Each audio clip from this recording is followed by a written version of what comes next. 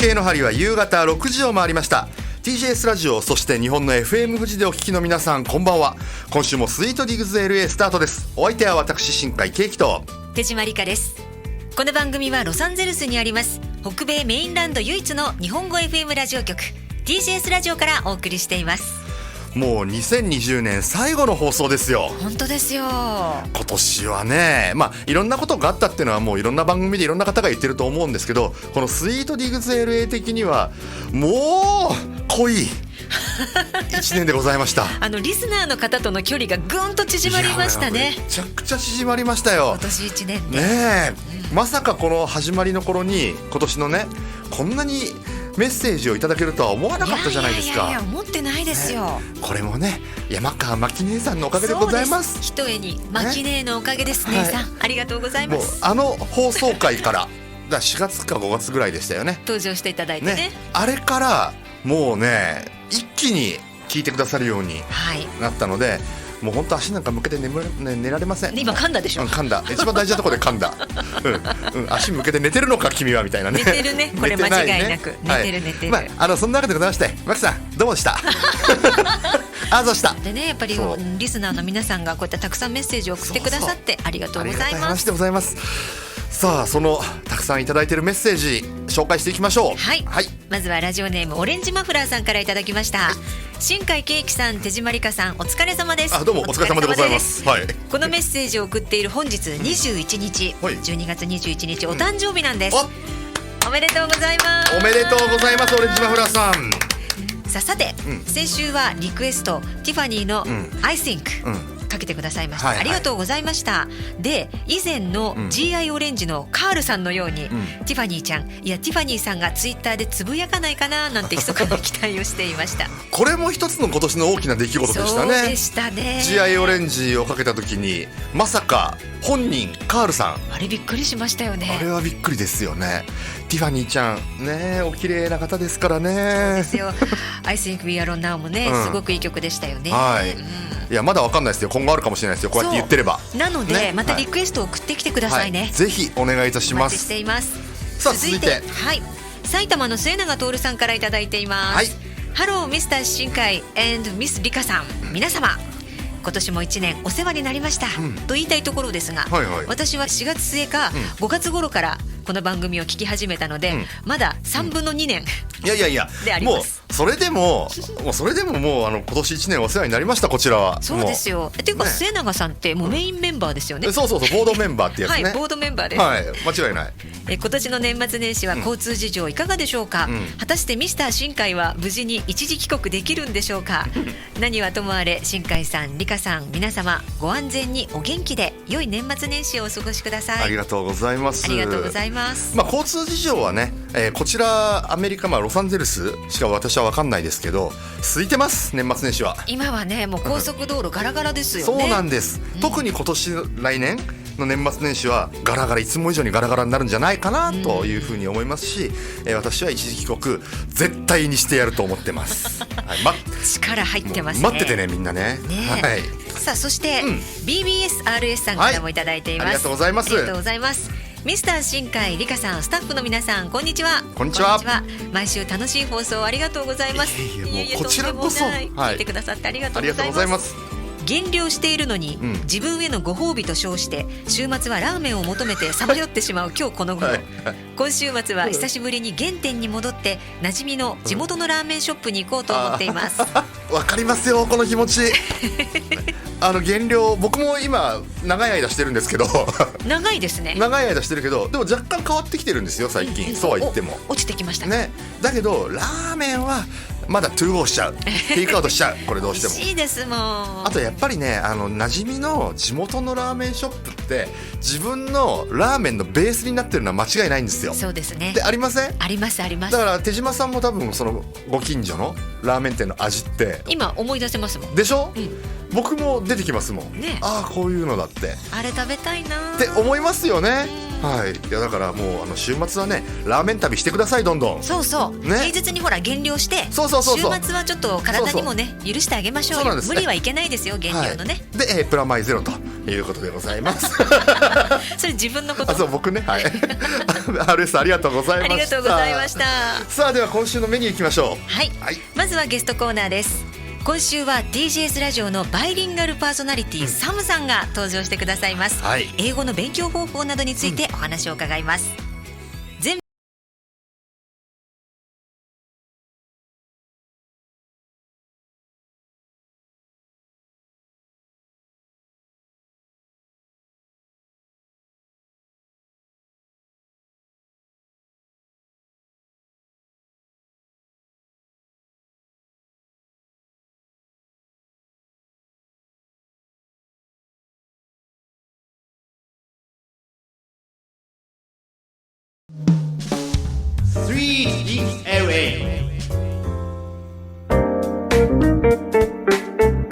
さあ、この時間はここアメリカで頑張っている方だったり、アメリカのさまざまな分野に精通されている方にお話を伺っていきます。今年最後のゲストをお迎えしましたね。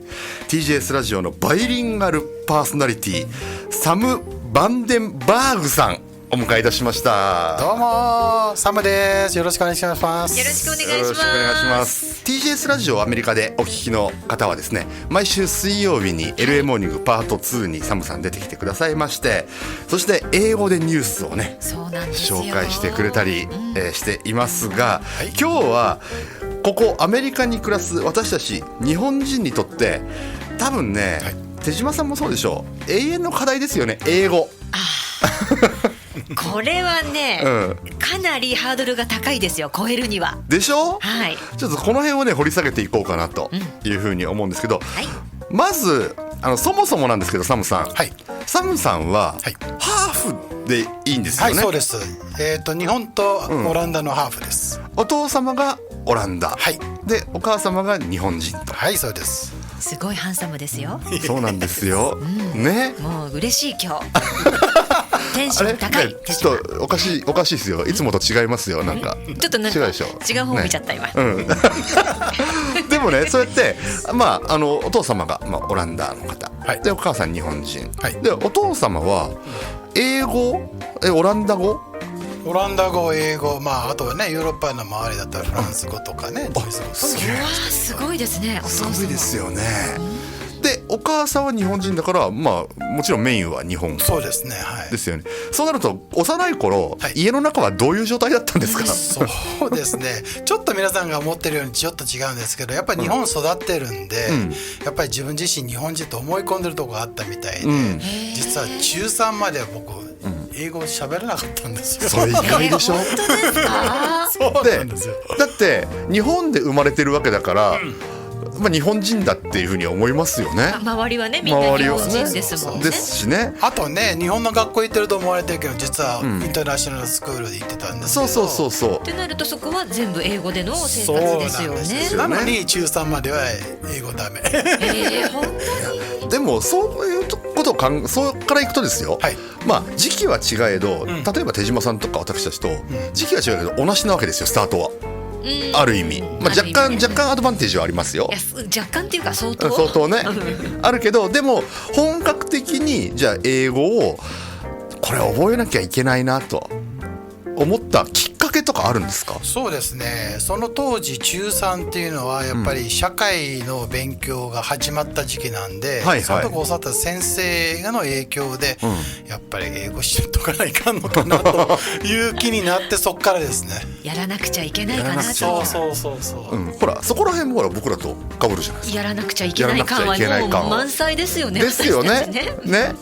でも今はネイティブじゃないですか、もうサムさんは。そうですか。それなんでその中3の時までにもちろんね、家の中ではお父さんとは英語での会話もあった、でインターナショナルスクールに行っていたので、英語での会話もある、だけどちゃんとやらなきゃってなったのが中3じゃないですか、で今はもうこの感じじゃないですかこの感じじゃないですか。大人になったらもう英語がね 100% できる。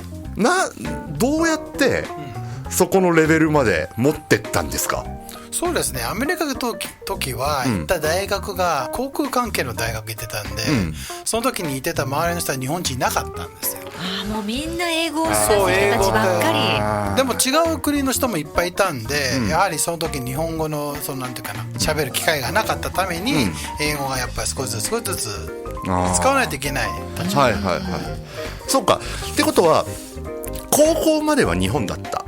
そうです。はい。卒業した後にこのロサンゼルスに来たんですか。82年ですね。もうだいぶ前の話ですけど。大学からはアメリカに来て、で周りに突然もう英語だらけの環境にドンって飛び込んだけど、ある程度もう免疫はあったわけじゃないですか。いやでもね、すごいカルチャーショックでしたよ。そうなんですか。どういうところが。だからアメリカって日本人が思ってて憧れの国や行ったでしょ。突然来るでしょ、全然違ってた。すげえ逆に泣いちゃったもん。本当ですか。本当に日本帰りたいって。ホームシックなっちゃったね。想像してたアメリカとは違った現実は。やっぱり甘くなかった。でもその甘くなかったっていう中にはもういろんなカルチャーとかね、もあったけど、言葉もあったんですか。甘くなかったっていうのは。でやっぱり通じないもの、後でいろいろと話してると思うんですけど、通じないものでいっぱいありましたね。日本感覚で言っちゃったから。なるほどね。そうか、ほら見た目ねこういう感じじゃないですか。もう英語ペラペラっていう英語ペラペラの感じイメージですよ。だから周りもそういうイメージで話しかけてきますよね、確実に。当然サムは英語話せるだろうっていうね感じで話しかけてきてね。だから逆にサムさんはちょっと待ってってなるわけですよ。でその考えないといけないパーツがありますよね。ポーズっていうのは。でもやっぱり頭の中は多分日本でいっぱいだったと思うんですけれども、それをアメリカ英語メインに切り替える、どういう作業をして切り替えていったんですか。その学校で。だから皆さんで一緒で日本語の感覚だから日本語で覚えてて、それを答えに英語に戻してそれが話すわけでしょ。だからディレイ絶対5秒ぐらいあったかもしれない。絶対あったと思う当時。そうなんだ。そう日本語で考えてたんだ。まだ日本語脳の方が強かった。日本の文法で英語の文法もですよね。よく言うじゃないですか。最初はみんなそうやって日本語から英語に変換して答えるって、だけどそれがある時になるともう変換作業がいらなくてそのまま英語で返せるようになるって、今はもちろんそうでしょ、サムさんは。それ英語でセカンドネイチャーって言うんですけど、最初はやっぱりねこのメカニカルみたいにして作っていって、最後はもう自然になると。そうでしょ。これどれぐらいかかりました、そうなるまでに。そうなったの何年かかったかな。大学を卒業するまではまだ変換してました。多分してたでしょ。多分してたと思う。じゃあ実際にその後いわゆる就職、もうこっちの会社ですよね。でも日本の会社だから日系企業。そうでもね英語部門しか使わないとこだったんで、やっぱりそれでね、そういう感じなんだ。で僕ほら関西だけども、その会社いた時は違う地方の日本だからまだ違う日本語。そうだよね。実はこう見えて関西弁を喋るんですよね。そうなんですよ、サムさん。そうやね、喋んますぜ。このお顔でね、大阪弁喋るとこんなギャップがまたいいですね。そうなんですよ。だからね、さっきサムさんがちょっと言いましたけど、日本の感覚でこっちに来て英語を喋ろうと思うと、あれ全然これ通じないじゃんっていうことがあるじゃないですか。ある。その辺の話をちょっと年明けのね、放送でじっくり伺っていこうかというふうに思います。ちなみに日本語で、良いお年をっていう表現ありますよね。ありますね。英語だとなんて言うんですか。簡単にね、Have a good year とか、Have a good one っていう感覚がそのまんまです。直訳です。Have a good year かっこいいですね。ね、Have a good day のイヤーバージョンってことですね。これはなんか今年使ってみようかな。私使います。私も使います。ね、使う。かっこいい。ちょっとこういう表現もあるよなんていうのも来週またじっくり話伺っていきたいと思います。来週は英語圏に暮らす日本人の英語あるある、こちらで盛り上がっていきたいと思います。さあいくらね覚えたからってなかなか英語ねネイティブのように話せないんですよね。難しいですよ。そうするとね、この後かけるこんな曲のようになってしまうわけです。お送りしましょう。ニューオーダーのクラフティージャパニーズバージョン。 Sweet Digs LA from Los Angeles, California.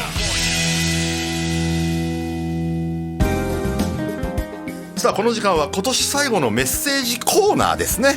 はい、行ってみましょう。ラジオネーム豚さんからいただきました。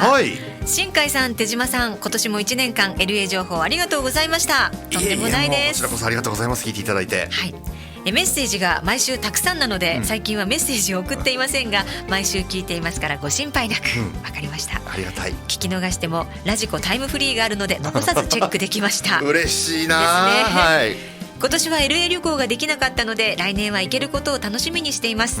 来年の年越しは LA で年越しそばならぬ年越しラーメンなども考えていますが、新海さん一緒にどうでしょう。そしてね、豚さんは、フランスで年越しをされた時のエピソードをね、この後ご紹介いただいているんですけれども、実は来週の番組でね、世界のお正月の風習ご紹介しようと思っていますので、豚さんのエピソードも来週また改めてご紹介したいと思います。そして豚さんから最後に、来年も LA 情報楽しみにしています。そう言っていただけると頑張りたいっていうふうに思うんですけど、いやでもね、豚さんはかなりね老舗リスナーなんですよ。そうなんですね。そうですよ。そうでしょ、だって TJS の近くまで1年ぐらい前に来て写真撮って帰ってましたからね。あとちょっとのところで、あとワンブロックぐらいのところまで来て。そうなんですよ。ニアミスでした。ニアミスだったんで、ぜひね、来年の年末はもうきっと大丈夫だと思うんで、年越しラーメン、もし年越しでいらっしゃるんだったら一緒にしましょうよ。全然ね、いいですね。年越しラーメンですよ。そばじゃ、そばもいいですけどね。僕は年越しラーメンでも両方どちらもね。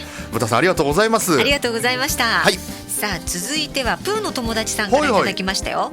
店主ミスター新海に煽られる研修中の新人店員リカさん、聞いているとどうもコントを見ているかのように場面が浮かびました。コントじゃないんですよ、真剣なんですよ。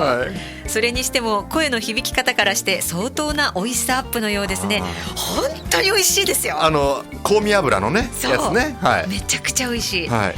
チー油はさておき、ネギ油だったら裏庭にネギは植わっていることだし、チャレンジしてみようかしら。よし、来週はネギを用意して私も研修に参加します。リカさん頑張りましょうね。ネギ油の作り方簡単です。今お伝えしますね。まず油をフライパンにでも何でもいいです、入れてください。それ入れる量はネギが隠れるぐらいの量。結構ひたひたにね、ひたひたにします。で、もうジューってならないぐらい弱火で、油を熱してください。でそこにネギを入れます。温まったら。どれぐらいのネギの量？それは出来上がりの量にもよるんですけど、例えば、ネギそうだな2束。2束。で特に青い方を中心に使ってください。そうなんですね。それを入れます。で、もう沸騰っていうかもう上がるような温度じゃないので 3,40 分入れっぱなしにしとくと、やっとネギが周りが黄土色になるんですね。3,40 分。そうするともう油にネギの香りが移ってますので、それでネギ油完成でございます。香ばしい香りがね。香ばしい香り。チャレンジしましょう。いや手島さんも作ってくださいね。プーさん頑張りましょうね。プーの友達さんね。ありがとうございます。ありがとうございました。さあ続いて花金スカイウォーカーさんからいただいています。ありがとうございます。ありがとうございます。新海さん、手島さん、皆さんこんばんは。こんばんは。今はまた飲食店がトゥゴーのみになってしまい、どうしてもベストな状態でラーメンを食べたい私はうつ状態になっていましたが、以前の新海師匠の発言に救われました。それは、麺とスープを分けずに容器に入れてもらい、お店でね、でそのまま駐車場でラーメンを食べちゃう、という単純なものでした。何度か試した結果、駐車場の車内で快適に食べるコツを見つけたのでシェアさせてください。その1、お盆を持参するか、お店に借りること、容器を置く場所に困りませんし、車内でスープをこぼすと悲しい気持ちになります。なるほど。これは言っちゃいましょうか。その2、お店から離れた場所に駐車すること、お店の前で車内で食べているのに気づかれると結構恥ずかしいものです。その3、消臭剤を用意すること、車内で強烈なラーメン臭の余韻に浸りたい方はなくても可能です。皆様の駐車場ラーメンライフが充実することを心よりお祈り申し上げます。いや花金さん、素晴らしい。これ素晴らしいですね。お盆はね、言われてみれば思いつかなかった。僕いつもセンターコンソールっていうんですか、真ん中のところに熱々って言いながら置いたりしてたから、これお盆さえあれば膝の上に乗せられますよね。乗せられるもん。実はね、私もこの前家族でラーメン食べに行きたくて、だけど食べる場所がないね。ないですよね。今ね、お持ち帰りのみだから、これですよ。そうなんですよ。お盆があったら車内で安心して食べられる。これはね、ナイスアイディアです。なるほどね。だけどね、2番と3番はね、これ人によると思うんです。私で言わせてもらいますと、もう店の目の前に堂々と止めてですね、周りからお客さんが入ってくるのに、じろじろ見られようがラーメン吸ってます。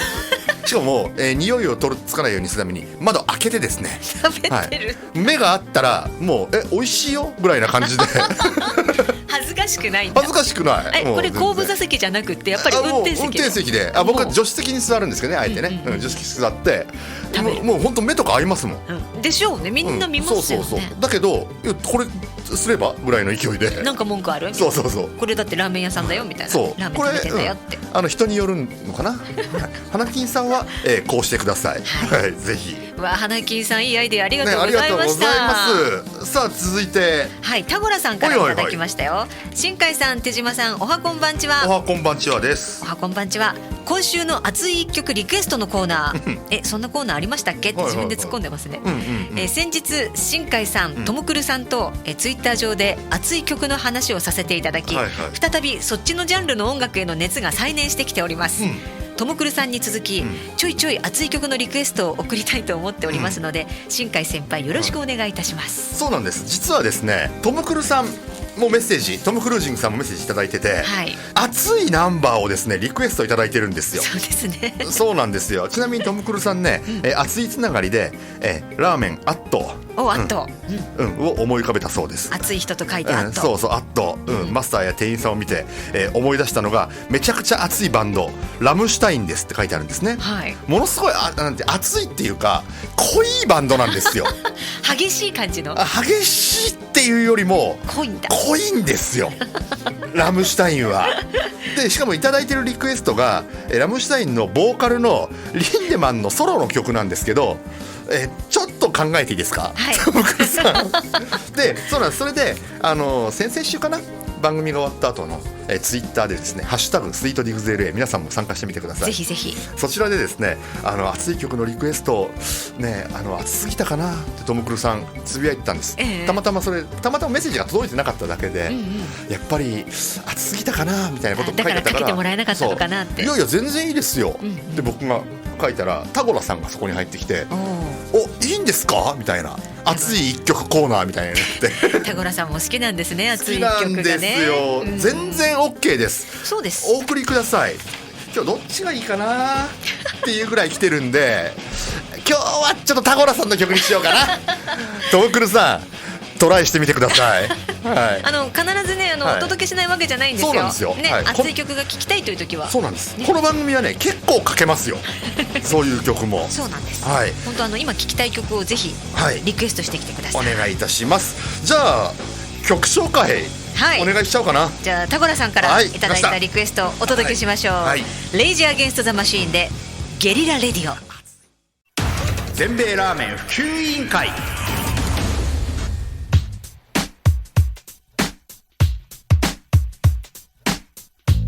今年最後の全米ラーメン普及委員会が始まりました。まあこのラーメン業界にとってもいろんなことが当然今年はありました。最後はですね、やっぱりこの方とラーメンの話をしていかなきゃ締まりません。ご紹介しましょう。日系製麺会社サンヌードルの沢川圭介さんです。よろしくお願いいたします。こんばんは、よろしくお願いします。半笑いで出るのやめてください。さて、今年はね、もちろんもう何度も言ってるようにコロナ禍という中でレストランがね、あれは最初は4月ぐらいでしたっけ、このロサンゼルステイクアウトだけデリバリーだけになったのは。そうですね、それぐらいでしたよね、でそこでさあ大変、ラーメン屋さんどうすんだってなって、で当然テイクアウトするしかないわなって、なったじゃないですか、でそれから時系列でいくと一旦パティオ営業が OK になりましたよね、でもまたテイクアウトのみになった、でもこれはお店の方にとってももちろん麺を作ってる沢川さんにとってもいろんなこうさあどうしていこうかって考える年だったわけですよね。そうですね、本当にじゃあ皆さんね、ビジネスを続けるために、もう本当いろんなこと考えられましたね。そうですよね、でいろんなレストランの業態がある中でラーメン屋さんっていうのが今回のこのコロナでどうだろう、私の中では結構強く影響を受けたんじゃないかなって。受けましたね。やっぱりテイクアウトはラーメン屋さんにとってハンディキャップですよ。ですよね、さあそんなハンディキャップの中でどうでしょう。私個人的にはまず最初に言わせてもらうんですけど、このテイクアウトが非常に進化したんじゃないかなと。それは間違いないですね。思いますけど、沢川さん具体的にここは進化した、いやお店の方はみんな考えたな、この業界考えたよなっていうことあります？そうですね、やっぱりまずオーダーをする時点でテイクアウトのラーメンを、今まででしたらねお店に行ったりとか電話でするものをオンラインで、そうですね、もう各店ウェブサイトを充実させてですね、オンラインでオーダーできるようにしましたよね。そうですよね、これかなり大きいですよね。大きいですね、でこれもだってもしもね普通に戻ったとした場合ですよ、普通の営業でも使っていけることですもんね。そうですね、そうですよね、じゃあオンラインでオーダーしました。実際にじゃあラーメンをテイクアウトをするために作るわけじゃないですか、そこでも試行錯誤がありましたね。ありましたよね、どの部分の試行錯誤が？まず、なんといってもその麺類は伸びるじゃないですか。伸びますよね、調理すると、そこで一度ね、茹でて、この氷水で締めたりとかして伸びないように、そういった工夫もありますし、あと器、当然スープと麺、トッピングは別に入れますけど、そういった器も、そのラーメン用にね、いろいろ考えられて使ってるお店も多いですね。ある、ラーメンチェーンの方ね、この間話してましたけど、逆にトゥーゴーの方が人件費がかからないんで、利益率が高いと、そういったコメントもあるんですよね。もちろん実際出来たてをラーメン屋さんで食べるのが一番美味しいんですけど、こうなってしまった以上ね、お店側としてもやっぱり儲けなければいけないわけで、そこでいろんな工夫をしたわけですよね。そうですね。あとはどうでしょう、こんなことになってしまってレストランとしてやっていくのが大変になったなんて言ってお店が開くなんていうことも多くなりましたよね。そうですね、これはラーメン屋さん限らずというか、ラーメン屋さんのは少ないんですよね、そういったケースは、ただ他のレストランは非常に、特にロサンゼルスニューヨークもそうですけど、増えてて、でもそれと同時にですね、開いてるので、結構格安に逆に新しいお店オープンできるんですよ今。そうか、通常だともうすごい金額じゃないとそのお店使えないのに、この時期だからこそ格安になってると。そうですね、そこで新たにラーメン屋さんを開ける方も最近ちらほらいらっしゃるんですよね。それは日本人以外ですか？日本人以外の方が多いです。あ、そうなんですか。キッチンがあるもうレストランだったら、比較的簡単にそのラーメン屋さんに変えれる部分もあるんじゃないですかね。ありますね、非常に分かりやすくありますね、それは。そうか、だから簡単な言葉で片付けちゃうと手が出しやすい。そうですね、ハードルが下がってます。下がってますよね、でもそれで日本人以外の方が、こういう時期だとしてもラーメン業界に入ってくるっていうのは先が明るいですよね。そうですね、これはこれで嬉しいことではあるんですよね。そうですよね、こんな状況下だけど、非常に前向きな話ではありますよね。でもどうですか、実際にそういう日本人以外の方々この時期ちょっと始めてみようかなっていう方ってラーメンもう作れるんですか？作れますね。もうじゃあどこかで知識を得て、でちょっと日本人が開けるラーメン屋さんとは違って、ちょっとアレンジされたラーメンが多いような印象を受けてます。例えばざっくりでも構わないんですけど、例えばですね、メキシカンのスープを使ったラーメンとかですね、そういうのもありますね。僕らがやって早すぎたやつですね。ちょっと早すぎたやつですね。豚骨トマトラーメン的なサルサ的な話ですね。そうですね、今だったか、やっぱりちょっと新海さん早すぎましたね。でもそうか、だからラーメンの結局定義になってくると思うんですけど、ラーメンの麺を使ったらラーメンなんじゃないかという沢川さんの以前お話ありましたよね、だからスープはなんであれ、ラーメンの麺を使って、でラーメンヌードルとして出せばもうそれはラーメンだと。それはもうラーメンです。いったもん勝ちです。いったもん勝ちですよね。でもそういう店もあるわけですね。ありますね。それでも食べてみたいな逆に、でもこのねおよそ10年間で一気にこのアメリカのラーメンが進化したわけじゃないですか、でそんな、およそ10年目ですよねにこんなことになった。だけどこんなことになったからこそ次のステップに進むことができたっていう感じもしませんか？そうですね、やっぱり本当皆さん本当苦労されて、大変なことは大変なんですけど、明るい未来を見ないとしょうがないじゃないですか。そういった意味では、新しいこうラーメン屋さんの形態ができてきたのかな、という意味でポジティブに捉えたいとは思ってますね。そうですよね。以前違う番組でも話をしましたけど、こちらのねホットソースのメーカーのタパティオというところがですね、カップルラーメンを出したわけですよ。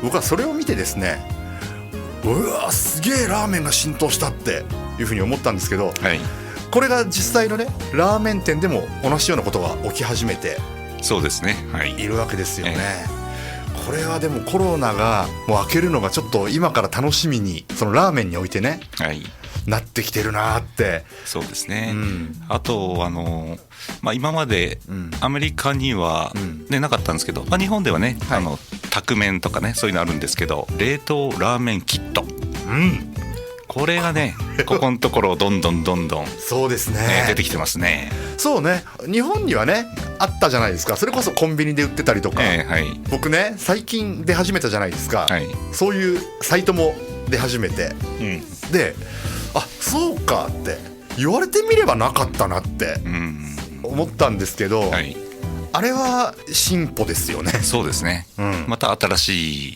ビジネスが生まれたなっていう感じですか。そうですよね。いやこれがね本当家で作っても美味しいございます、実際にね以前も中村屋さんのフローズンラーメン、一生懸命手島さんね、作りましたけどね、美味しくいただいたので、あとね感じるのが、よく日本のスーパーでももちろんありますけど、生麺にスープついたラーメンパックあるじゃないですか。2食入りとか3食入りとか、今までねこっちに日系のスーパーとかアジア系のスーパーではよく売れてたんですけど、このコロナ禍になってからですね、アメリカ系のスーパー、例えばホールフーズしたそうですし、そういうところの売れ行きがすごいんですよ。そうなんですか。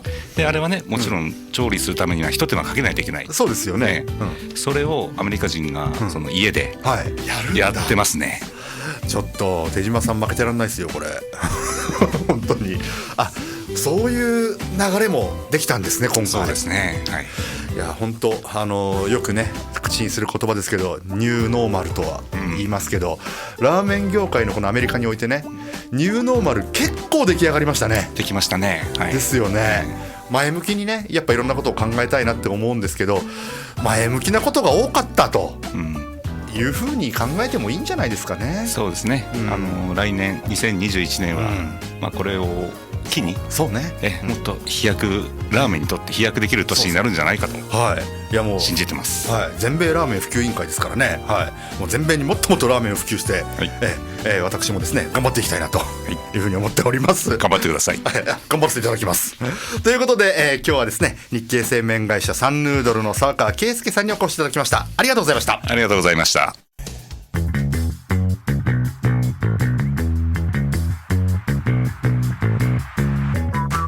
スイートディグズ LA お別れの時間が近づいてきました、まだメッセージ熱いメッセージがあるのでご紹介していきましょう、ラジオネームゆうちゃんです、ミスター新海理香さんよメリークリスマスでしたね、アメリカのクリスマス事情を教えていただきありがとうございました。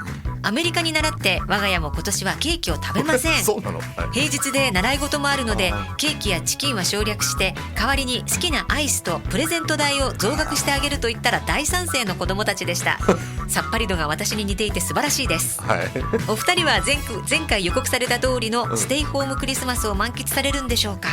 いやいいですね、ケーキやチキンを省略して代わりにアイスとプレゼント代増額で、オッケーってなったんでしょ。こっちの方がいいみたいなね、はい、ここはラーメンだったら多分って言われるんでしょうね。いやどうでしょう ね。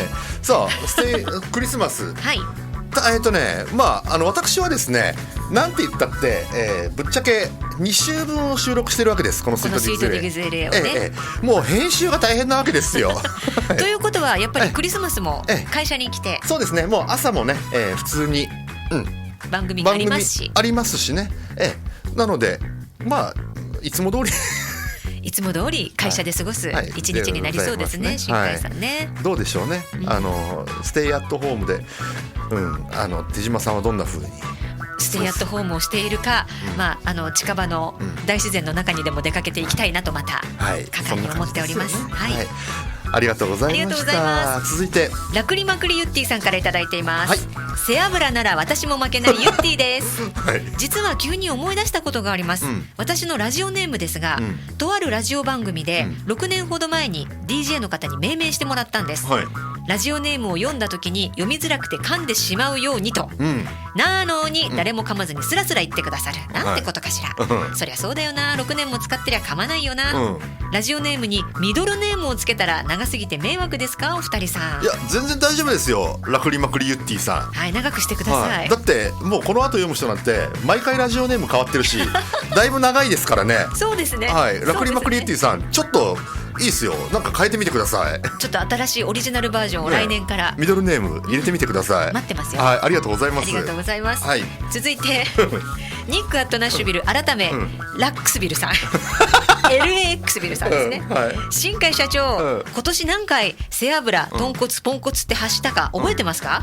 僕数えてみました、2599回です。なわけない、嘘って書いてありますよ全く、この収録をされている頃には僕は LA に向かっているはず、オンエアの時にはきっとカリフォルニアの風と美味しい日本食に溺れていることと思います、今年後半は DJS とお二人のトークで退屈な毎日を本当に楽しませていただきました。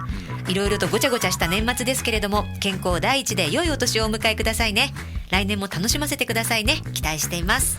いやもうね、ナッシュビルから聞いてくださるようになってこんなリスナーさんがね増えたっていうのは僕らも嬉しかったですよね。嬉しかったですよ、そして毎回私たちを楽しませてくれるこのラジオネーム、そうですよ、ね。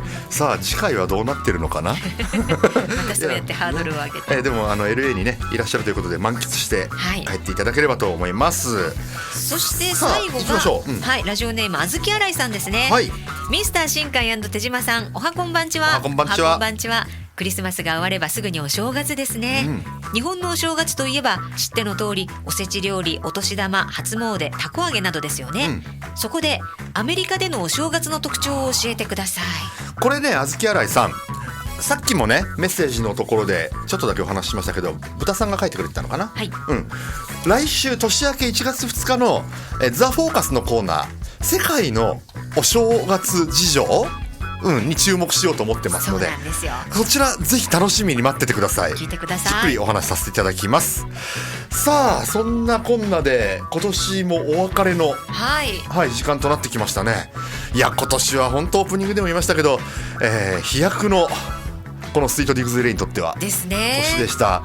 本当に皆さんね1年通してメッセージをお送りくださってありがとうございました。ありがとうございます。本当心から感謝いたします、ぜひ来年もですね、この私たちにお付き合いいただければ、幸いでございます。とても嬉しいです。よろしくお願いします。ということでお別れです。